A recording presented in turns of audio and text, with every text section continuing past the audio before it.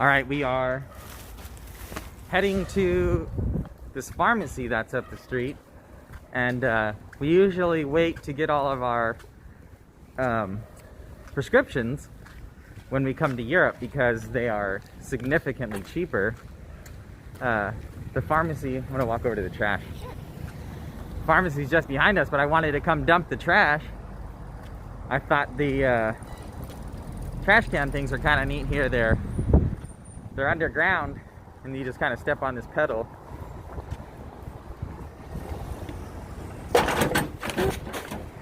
Just like that. But that's not the point of the video. We're gonna go to the... Wow, look at that guy's paint job. We're gonna go to the pharmacy up here and try to get the couple of prescriptions that Rachel needs, and give you guys an idea of how that goes down. And the price,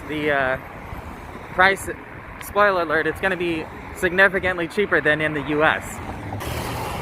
Well, as we've learned in a lot of Europe, you can't always depend on Google Maps to be updated. We did just walk to a pharmacy that was not there, so either the directions are just wrong or it's closed. But earlier I was saying that this truck had a wicked paint job.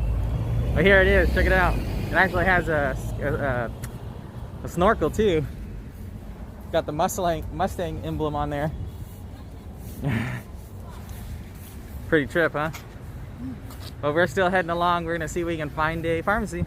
All right, guys, we did find a pharmacy, and Rachel's in there now getting several prescriptions, and also I need something to treat my athlete's foot, actually. I'm not too embarrassed to tell you that because it's super annoying, but she's getting some prescriptions, and the woman actually speaks enough English that we're able to communicate with her what we're needing. So that's really awesome. We did, however, have access to the translation app in case we had any issues, and we also took some photos of the prescriptions and also brought the empty boxes that we have along so that we could show her, and everything seems to be moving along pretty smoothly. All right, so we've come across the street to this little park, but I wanted to get a shot back at the face there. That word that's repeated is the word for pharmacy, and you can't see it, but just there is a sign that has an E on it. So if you see that little E sign sticking out of a building, you found yourself a pharmacy. Hey, come on, I'm trying to shoot a video here. But I did want to come across the street because I saw this little park and it's windy, so I wanted to block the wind, but I saw something super random in this little basketball court here. Someone's wrote Texas. I'm not sure what that's all about. If that means something in Turkish, let me know. Huh. Kind of curious, but what was your experience? What did you think of the pharmacy? So it was great.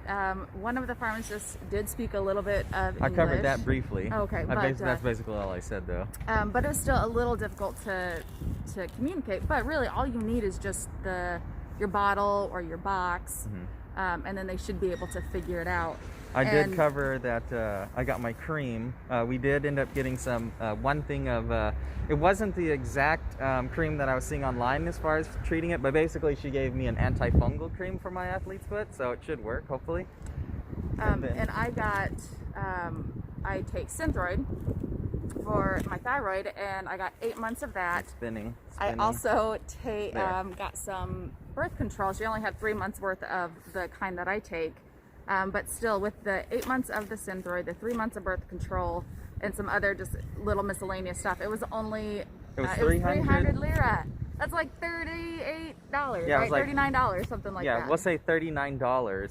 So inexpensive. Yeah, it's so we've said this amazing in another and video. ridiculous. Yeah, we said this in a video when we were in Ukraine. If you plan a trip to Europe and you need specific prescriptions, just wait till you get here, because you won't have issues bringing them back into the United States. You won't have issues leaving the country that you're in Europe, and you will save significant amounts of money. Yeah, that's not for controlled substances, right, like though. I don't know how it works for, your opiate-based stuff. Right. It might be very different for all of that. But for your, your diabetes medication, your heart medication, all those things that can be so insanely costly, just save it and bring your bottle, bring whatever, and just bring it here and save yourself some money and stock up. Yeah, and you don't need a prescription or anything for a majority of these. No, you can even just show her a picture of it on your phone, and that will be suffice just fine. Like when we first moved to Spain, we actually went to the doctor to get prescriptions for the things that she just said, and the doctor was like, "That's all you need?" Yeah, she kind of laughed at us. She was like, "You just want prescriptions?" But she wrote us prescriptions, and we went to the pharmacy and gave them to the pharmacist, which was nice because they were already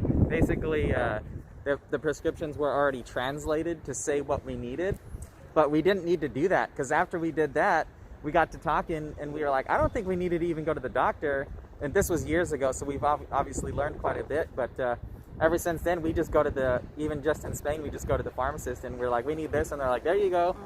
And like the woman rang her up for 1 month. I don't think she's used to people getting multiple months, but Rachel's like, no, I need as much as you can give me. And the woman's like, well, I've got 3 months of this and 8 months of this and, you know, one of these and one of these. And we're like, we'll take it, you know. So it was a really a quick experience. I think we only spent like less than like 10 minutes in there. And the way they had it set up, you can actually see there's people lined up outside because you can only have so many in the store at a time. And you can't actually enter all the way into the store. They have a kind of like a little divider. It looks like a police line kind of strung across so that you can't enter all the way into the store, and they only allow so many people in at a time. So that's nice. They're following, you know, COVID restrictions and social distancing at the moment. Right. Unlike the Ukraine pharmacy, they were actually wearing masks in there. Oh, so yeah. That was nice. For sure. Or at least wearing them properly. Huh? Right. So it's kind of neat, but we're going to head back to our apartment, and thanks for coming along. I just wanted to make this short video to show you guys if you want to grab some pharmaceuticals while you're in Europe. They're significantly cheaper, and you won't have any issues importing them back into the United States. If that's something you want to do, you should definitely look into it. I just wanted to add on here, I noticed the acknowledgement and willingness for the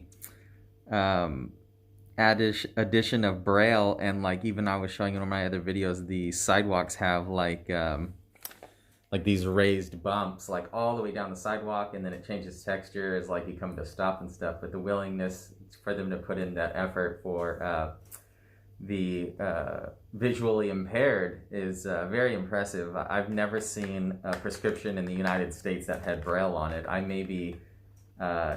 It may be just that I've never seen it, but in my knowledge, and Rachel, I was just asking her, does she remember seeing that? And she said no, and I can definitely appreciate that. I think that's awesome that they do that.